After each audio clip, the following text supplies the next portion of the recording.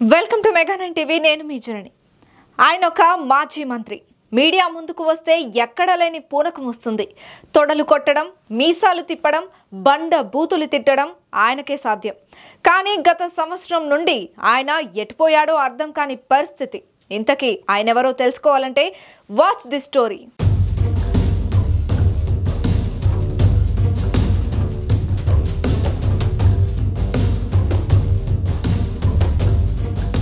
రెడ్ల హవా ఉండే నెల్లూరు జిల్లా చరిత్రలో వైఎస్ఆర్ కాంగ్రెస్ పార్టీ గతంలో రాజకీయ సమీకరణల్లో భాగంగా ఒక బీసీ నాయకుడికి మంత్రి పదవి ఇచ్చి సంచలనాలకు తెరలేపింది. అయితే ఆ నాయకుడు ఇచ్చిన పదవిని సద్వినియోగం చేసుకొని ప్రతి ఒక్కరితో కలుపుకొని పోవాల్సిన పరిస్థితుల్లో తనకు ఎదురే లేరన్న రీతిలో ప్రవర్తించాడని ఏ నోట విన్నా వినిపిస్తోంది.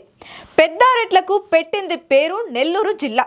మరి అలాంటి నెల్లూరు జిల్లాలోని పెద్దారెడ్లను ఏ మాత్రం లెక్క చేయకుండా తన ఇష్ట రీతిలో ప్రవర్తించారంట. జిల్లాలో అటు వేమిరెడ్డి ప్రభాకర్ రెడ్డికి, ఇటు మాజీ మంత్రి కాకాని గోవర్ధన్ రెడ్డికి ఆయన పెద్ద తలనొప్పిగా మారాడని అప్పట్లో ప్రచారం కూడా సాగింది. అసలు వేమిరెడ్డి పార్టీ మారడానికి కూడా కారణమైన నేత అనిల్ కుమార్ యాదవ్. అప్పట్లో ఆయన ఓవర్ యాక్షన్ పై ఇప్పటికీ పెద్దారెడ్లు కారణమని అంటుంటారు. జిల్లాలో మాజీ మంత్రి కాకాని గోవర్ధన్ రెడ్డి మంత్రిగా మొదటిసారి నెల్లూరు వస్తుంటే అనిల్ కుమార్ యాదవ్ నానా ఇబ్బందులకు గురి చేశాడని చెప్తుంటారు. సీన్ కట్ చేస్తే జగన్ కు జిల్లా రెడ్లు అసలు విషయం చెప్పడంతో అనిల్ కుమార్ యాదవ్ ను నెల్లూరు నుండి నరసరావుపేట స్థానంలో ఎంపీగా పంపిన విషయం తెలిసిందే. ఇక అప్పటి నుండి నెల్లూరు జిల్లాకి అనిల్ కుమార్ యాదవ్ రావడమే మానేశారని తెలుస్తోంది. ఎప్పుడో చుట్టపు చూపులాగా అలా వచ్చి ఇలా వెళ్తున్నారు. దీంతో సిటీ ఇన్ఛార్జి పదవి మరో నేత ఖలీల్ కు అప్పచెప్పారు జగన్. మరోవైపు టీడీపీ నాయకులతో అనిల్ కుమార్ కు ఉండే తగాదాల వల్ల వైసీపీ నేతలు తెలుగుదేశం పార్టీలోకి జంప్ చేశారు. దీంతో జరిగిన పొరపాటును గ్రహించిన జగన్ వెంటనే జిల్లాలో ఎంతో సౌమ్యుడిగా పేరు తెచ్చుకున్న ఎమ్మెల్సీ పర్వతరెడ్డి చంద్రశేఖర్ రెడ్డికి సిటీ ఇన్ఛార్జి బాధ్యతలు అప్పచెప్పారు. చంద్రశేఖర్ రెడ్డి రాకతో తెలుగుదేశం పార్టీలోకి వైసీపీ వలసలు ఆగాయని చెప్పుకోవచ్చు. అలాగే వెళ్లిన వారు కూడా ఇంకొంచెం ముందుగానే పర్వతరెడ్డి పేరు ప్రకటించి ఉంటే తాము కూడా ఆగిపోయే వాళ్ళమని వాళ్ళ స్నేహితుల వద్ద తమ గోడు వెళ్లబోసుకున్నారని తెలుస్తోంది.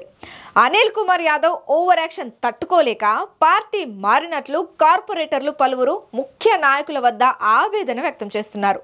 అనిల్ గతంలో పెద్ద చిన్న అనే తేడా లేకుండా ప్రతి ఒక్కరిని అవమానకరంగా తిట్టడం, తొడలు కొట్టడం, మీసాలు తిప్పడం, బండ బూతులు తిట్టడం వల్లే సిటీలో వైసీపీ అల్లకల్లోలమైందని కార్యకర్తలు లబోదిబోం అంటున్నారట.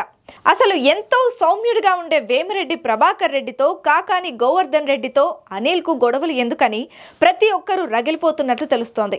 అనిల్ కుమార్ యాదవ్ ను నమ్ముకున్న వారంతా ఇప్పుడు లబోదిబోం అంటున్నారు. ప్రతి ఒక్కరిపై అనవసరంగా నోరు పారేసుకుంటూ దురుసుగా పోవడం వల్లే సిటీలో వైసీపీ బాగా దెబ్బతినిందని ప్రతి నోటా వినిపిస్తోంది. ఇప్పుడు అనిల్ కుమార్ యాదవ్ ఏమో ప్రశాంతంగా చెన్నైలో కూర్చుని ఎంజాయ్ చేస్తుంటే తమ బతుకులు ఏమిటో అర్థం కావడం లేదని వైసీపీ కార్యకర్తలు ఆవేదన వ్యక్తం చేస్తున్నారు. అసలు సిటీ ఇన్ఛార్జిగా పర్వతరెడ్డి చంద్రశేఖర్ రెడ్డిని 2-3 ఏళ్ల క్రితమే ప్రకటించి ఉంటే సిటీలో పార్టీ బాగా బలోపేతమయ్యే అవకాశాలు ఉండేవంట. అనిల్ కుమార్ యాదవ్ ను నమ్ముకుని జగన్ పప్పులో కాలేశాడని ప్రతి నోటా వినిపిస్తోంది. అధికారులతో, ప్రతిపక్షాలతో, ముఖ్యంగా సొంత పార్టీ నాయకులతో ప్రతి ఒక్కరితో గొడవలు పెట్టుకునే అనిల్ కుమార్ యాదవ్ వల్లే జిల్లాలో వైసీపీ బాగా డ్యామేజ్ అయిందని ప్రతి నోటా వినిపిస్తోంది.